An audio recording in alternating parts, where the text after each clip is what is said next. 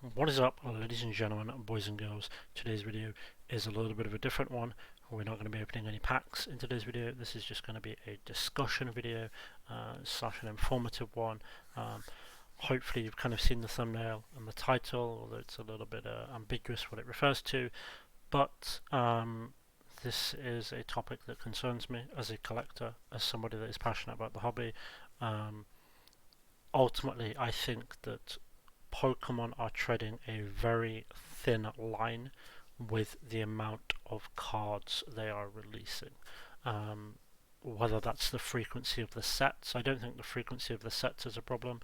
I think it's important to have frequent sets and keep things exciting, but I think we have an issue with the set sizes, but more specifically the premium cards in sets. We have just had Fusion Strike release. I say just, a couple of months ago. We're about to get Brilliant Stars. We've just had Fusion Strike release, and it is the largest set they have ever released. It is 264 cards before the secret rares, and the master set of that, that is all of the cards you can obtain from a booster pack, is 501 cards. For reference, most people sort their cards into a 360 slot binder or a 480 slot binder, especially if you use Vortex binders like myself. Fusion Strike is the first set that is released that there isn't a binder big enough for it, unless you use a ring binder where you can add sheets yourself, which is fine. But when it comes to these fixed binders where you can't change the amount of pages in them or the amount of cards that a binder will store, Fusion Strike does not fit in one. It is simply too big. My concern is that this will drive people away from the hobby. My concern is that people will start to get disappointed when they can't realistically collect the set without significant financial outlay with every given set. So let's kind of get to the point. Let's kind of show an example of this. So obviously Pokemon started back in the 90s. We have the Wizard of the Coast sets. This is Gen 1 and Gen 2. So Gen 1, we have our base set. There's no kind of secret rares here. You would open a base set booster box. You would probably complete 95% of this. On a good box, we know there's 12 hollows. On a good box, you'd probably need maybe 6 or 7 hollows, maybe 2 or 3 rare cards, probably not even 2 or 3 rares. You would probably have most of the commons. You might need a couple of the rare trainers. You would, generally speaking, have all the commons and uncommons, and maybe you would need a combined 10 cards from the rares and the hollows. If you opened your second box, there's a good chance you probably would have completed almost all of the set. Even if you hadn't completed all of the set with the second booster box, you would have duplicate hollows that you could trade or you could sell. If you got a duplicate Charizard back in the day, that was pretty much the entire set. If you had a second Charizard, you could sell that and go buy multiple other cards. So you got 2 booster boxes. Back then people obviously didn't tend to buy things in the booster box. Obviously some people did, that's why booster boxes of those sets still exist. But generally speaking, people went and bought a few packs. Especially because the average age of collectors then, I imagine, was a lot younger, and there were more children, whereas now I would imagine the average age of collectors is potentially over 18.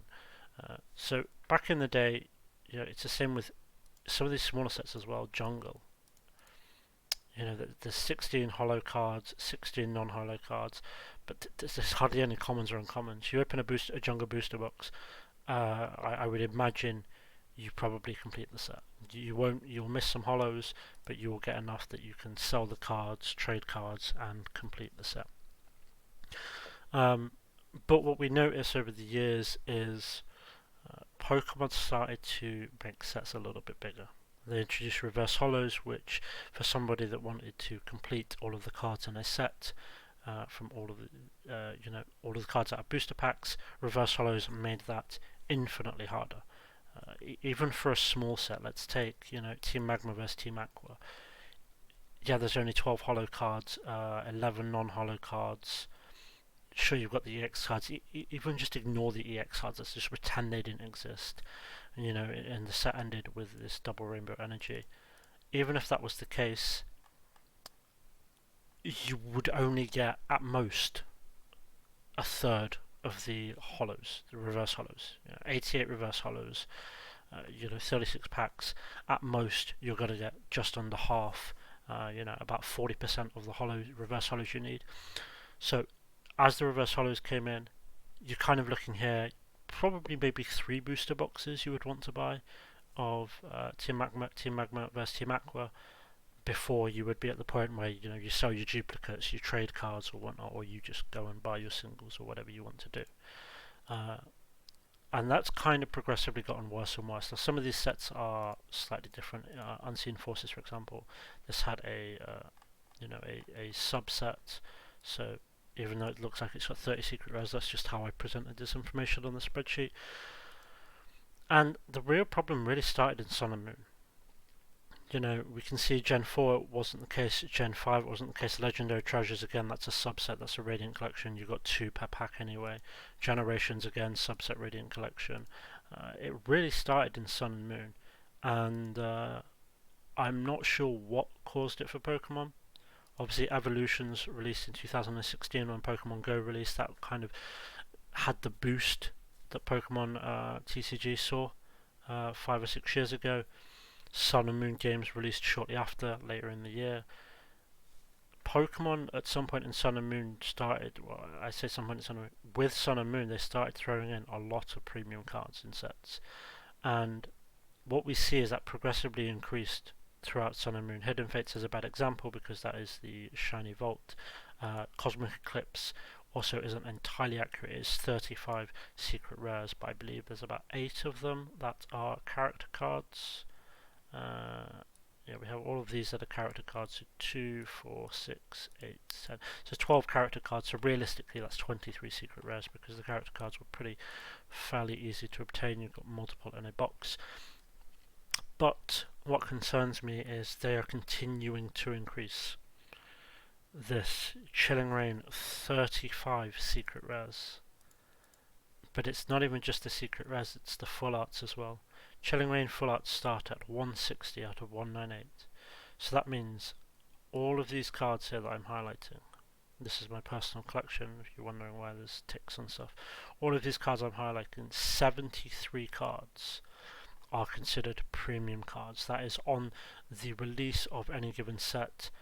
The cheapest you're getting any of them, release date is maybe £10 for a full art. Right, most of these are going to be up to £100. Especially the alternate arts, probably even more than that. But more importantly, people opening booster boxes are not getting one. People are opening a booster box and all they get is a Zero or a V. Full art, that's it. It's like, okay, well you've opened one booster box and you've got 1 out of 73 of the premium cards you need. On that average, you need to go open at least 72 more booster boxes. So overall, it's really concerning for me. Brilliant Stars is a bit of a smaller set. We already know that is 172 cards. It's going to have the Trainer Collection subset, which should be fairly easy to obtain because they will be in the reverse hollow slot, and you should probably, I would imagine you will get 4 of those per booster box. That's a 30 card set, so that's fairly easy to obtain, but even then you still need 8 or 9 booster boxes for that. But there's going to be a bunch of secret rares in there as well. But it's overall looking like a fairly small set, probably similar in size to Rebel Clash or Darkness Ablaze, with the subset added on top. But what concerns me is that Sun and Moon, so Pokemon, when they're going to assess, Pokemon are obviously smart. They're going to see the huge growth the hobby's had in the last 2 years, and they're obviously fully aware that it's a mixture of, they know that Logan Paul influenced the hobby. They know that COVID and lockdown and the fact that they couldn't print stuff influenced the hobby because all of a sudden the demand significantly outweighed the supply. They know that this happened roughly 1 generation exactly after the game was released, so all these people that are in lockdown and they're looking in their attic or something through lockdown. I think in the UK it was DIY and like gardening stores in the UK during our first lockdown saw like record sales because everyone was on lockdown, so everyone just decided, okay, well, that spare bedroom that we haven't done anything with for 5 years, let's go redecorate that. So you had a lot of people had gone and kind of emptied out their loft, emptied out storage, their basements, the spare bedroom, and they got these cards out and they kind of reminiscence. I had a reminiscence. These people are kind of now in their 30s that were originally collecting, and they kind of got back into it a bit. Then you have Logan Paul, it gets influenced, as well as other influencers getting involved. You have the supply kind of not being there. You have the 25th anniversary coming. It's like a cluster of, like an amalgamation of events that was the perfect storm for Pokemon to grow. Pokemon aren't unaware of that. They know that. They know that a year from now it's probably going to be going in the opposite direction. The hobby is starting to decline again, and Pokemon know that that is the case. But at the same time, Pokemon aren't just going to say, oh well, there's all these external factors we couldn't control. A global pandemic. A perfect timing of 23, 24 years after we released, and there was a whole new generation, and all these people had done. Pokemon are also going to look at what they did right, and what they're going to see here is they might turn around and say, well, we must have done something right with all these sets. We must have done something right with the frequency we're releasing them. Maybe it's an approach to the art styles. These alternate arts. Maybe that was a big kind of luring factor. Maybe it's the rarity. Maybe people kind of with these bigger sets. If you imagine a set's 30 cards, one of the big things about Evolving Skies, for example, is there's so many secret rares that if you pulled the Rayquaza alternate art, like you're so much more excited because you knew it was one of like 30 cards you could pull. If you, on Team Rocket, for example, if you get a secret rare, well, it's going to be Dark Raichu. So you kind of know what to expect. It's almost like a little bit of a gamble, and the psychology behind gambling that says it's actually the losing and the not winning that keeps people hooked on gambling, which is a very interesting thing. It's why casinos have near misses on slot machines, because you as a human have a bigger psychological reaction to that near miss and that what it could have been than you do actually winning on a slot machine. So it's a very interesting thing, a lot of psychology behind it. But maybe there's something there with the secret rares, with the set sizes. I don't know. I'm just spitballing. But what concerns me is it has now reached a point of too much. Chilling Reign, again, I'm going to show it, 73 premium cards. Okay, 160 all the way through to 233. That is 73. If you're lucky with a box, you get 3. Some people get 1, some people get none. Let's say you got 2. That's 37 boxes still you need to get 74 of them. And even then, you're going to have duplicates. Sure, you could have sold, you definitely would sell some. But I think that we're getting too extreme. And I doubt it, but if anyone ever in Pokemon watches this video or listens, I would say that you need to go back and look at this first half of Sun and Moon, and that's kind of as extreme as you should be getting. Ultra Prism is a great set size, Crimson Invasion a great set size, Sun and Moon Base great set size, Forbidden Light great set size, Lost Thunder onwards is where it gets out of whack. Guardians Rising is too big, Burning Shadows is too big, but Lost Thunder, it gets way out of whack. Team Up's fine, but after Lost Thunder, Unbroken Bonds, Unified Minds, Cosmic Eclipse, that's too big. Sword and Shield Base is fine, Darkness Ablaze is fine, Rebel Clash, it's okay. Vivid Voltage, again, it's okay, but Battle Styles, too big, even though it's one of the smaller sets. Just too many secret rares, even Battle Styles. We're looking at 41 premium cards. 41 premium cards. Let's just go take a random Supreme Victors. There we go. Let's take this. Let's see how many premium cards that was.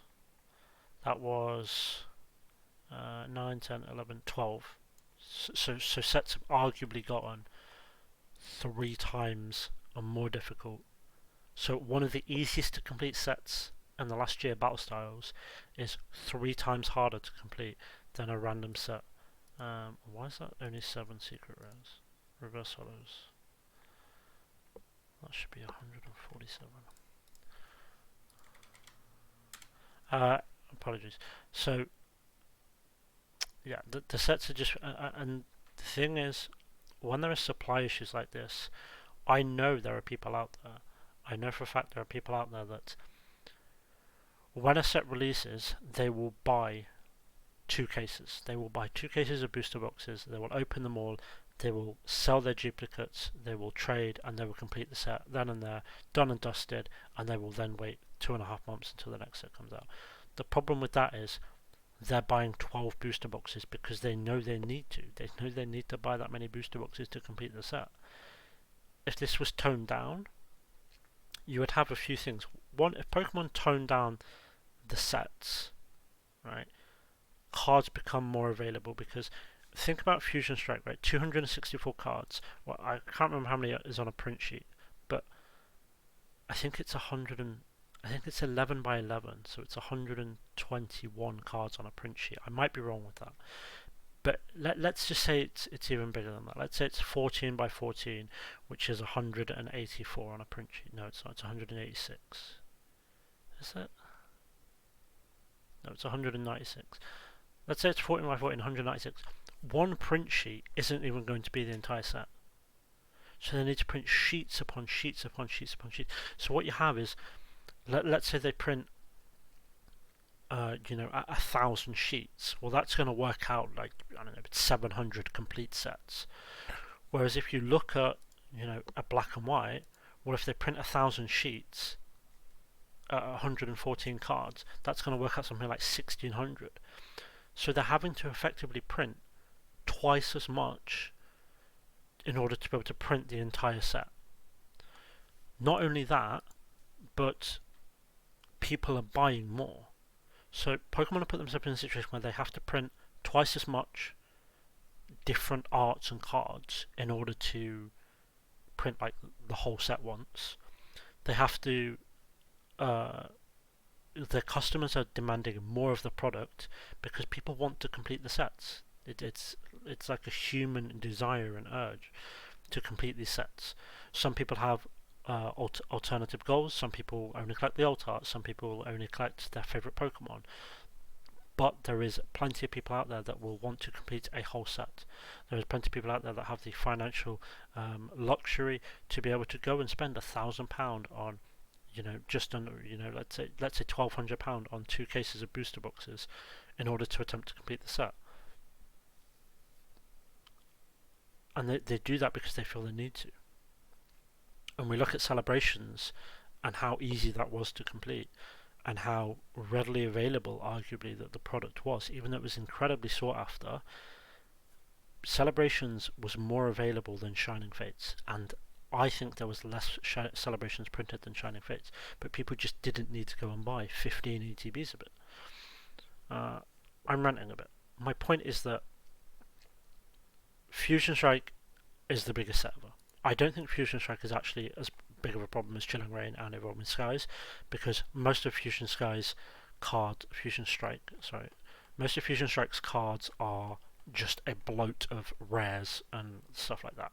If you count the amount of premium cards, 245 to 284, it's actually only 49 premium cards.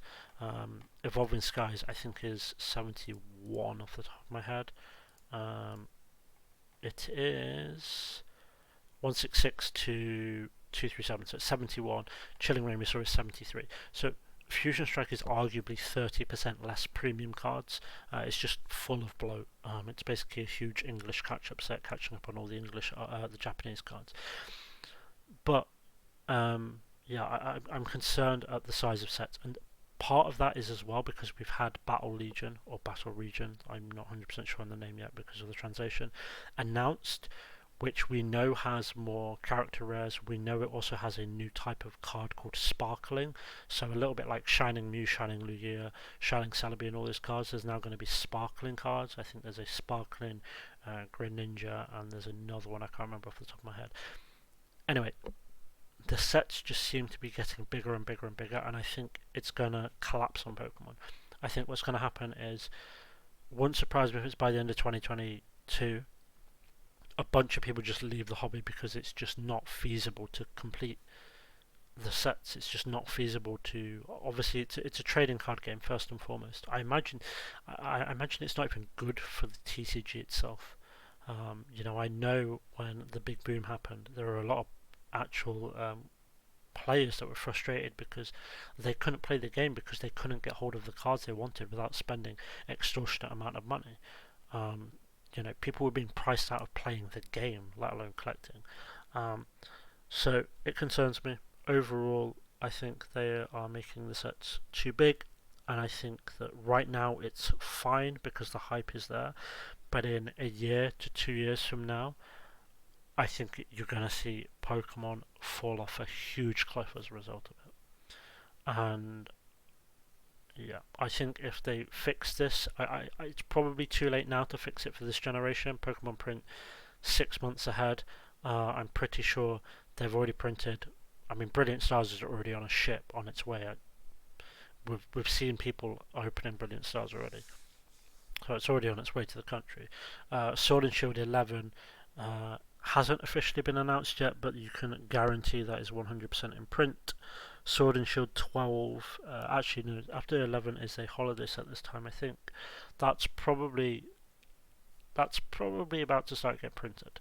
So it's maybe a bit too late for Pokemon to fix it for this generation, especially because English is lacking. Well, it lags behind Japanese, and Japanese probably printed. I think the trademarks for Japanese stuff has been trademarked up until like July, August. So almost every kind of set is already locked in for the rest of the year. But I hope with a new gen Pokemon dial it down a little bit. The first set in the new gen tends to always be fairly easy because it's just an introduction to the new generation. Um, but I don't know if it's because there's now all these like insane Pokemon and they feel like they have to get all of them out there. Well, we need the set with all the Gen 1 hype, all the Gen 2 hype, all the Gen 3, 4, 5. They need to get all these legendary and mythical Pokemon and make sure they get their moment of glory and shine. I don't know if that's it, but either way, overall, it concerns me.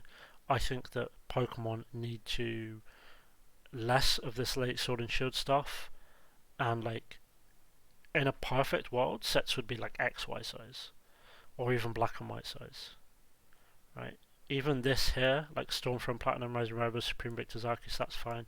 Even this here is fine as well. The second year of um, Sun and Moon, but this isn't fine. This is not fine at all. Um, yeah, that's kind of it. This video is literally me just sat here ranting at my computer screen. It's a thought I've had for a while. If anybody is listening, I do appreciate you listening. Let me know if you think my thoughts are justified. Do you think do you think this larger sets are good for the hobby or bad? I think most people universally are in agreement that they uh, don't like the larger sets. It puts them off collecting. Um, I know quite a few people that I think would, if Pokemon release sets like XY size, you don't even have to get a secret in a booster box there, right?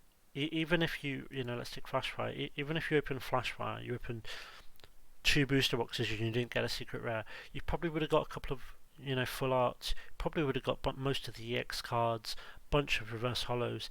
Logistically, it was then easy to get all these cards here and finish off the reverse hollows.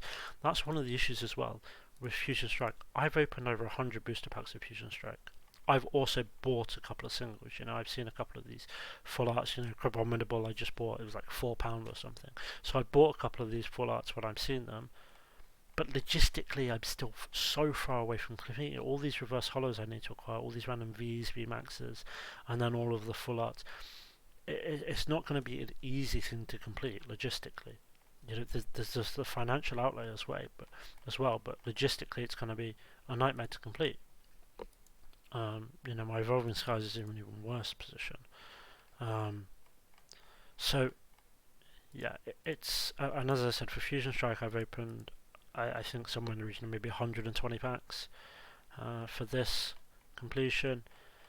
You know, if I'd done that 120 XY packs, even if I got 0 secret rares, let's say, you know, Phantom Forces, even if I got 0 secret rares, you know, at least all you know, maybe I got half of the full arts, you know, you know, 80% of the reverse hollows or whatever. At least logistically it would be easy. Like, oh, well, I need to go buy 3 full arts, 3 secret rares, and, you know, 25 reverse hollows.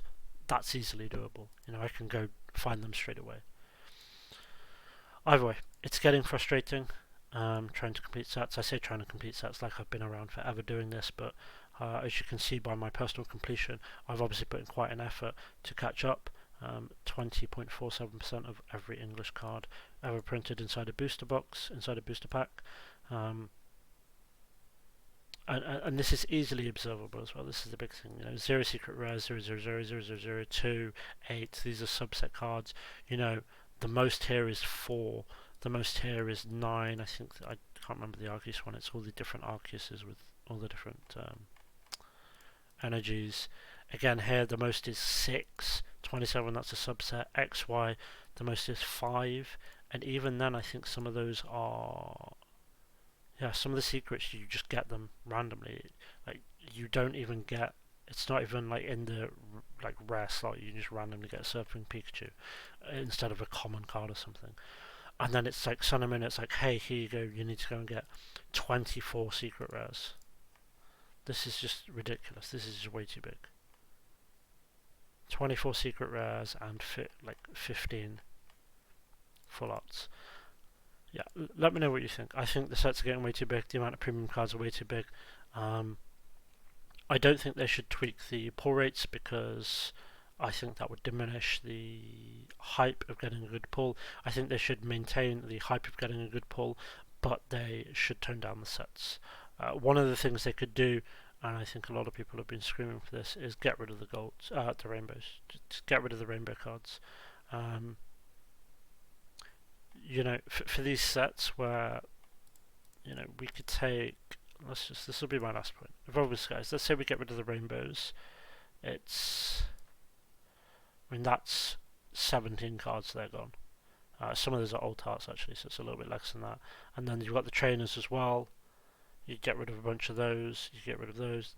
Probably getting rid of close to 20 cards there.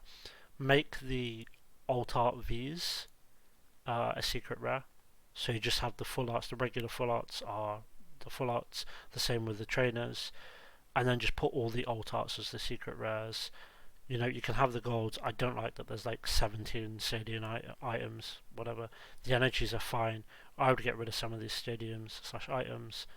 The gold cards are fine. You could probably get rid of them as well, but I think people like them. But get rid of the rainbows. That tones it down a bit. Makes people feel better as well about getting a good pull.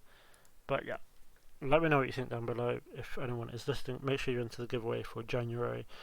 It is I said in the last video it was going to be 2 Hooper V-Boxes, but I'd miscalculated how many I have left. I only have 1 left, so it's going to be 1 Hooper V-Box, and then there will be something else that I've undecided. Probably some blisters. I have some blisters somewhere. Not sure whether that will be for second place or first. Whichever is the better of the prizes, value-wise, will be for first place. Please subscribe if you're enjoying the content. Leave a comment down below. Let me know, do you agree with me? Do you agree with my rambling? Do you disagree? And do you think the set sizes are fine? Would you rather them smaller? Do you think this is fine? Would you rather them bigger? Yeah, let me know. Next video should be a Starbirth opening. I've just slipped this one in. My Starbirth should have been here by now already, but it's running a little bit late. So I've slipped this one in between my Hooper V video and my Starbirth video. And then after that, I think we have Legends Arceus, and I'm considering doing a playthrough video of Legends Arceus. Well, it'd be more than one video. But yeah, anyway, I appreciate you guys watching, and peace.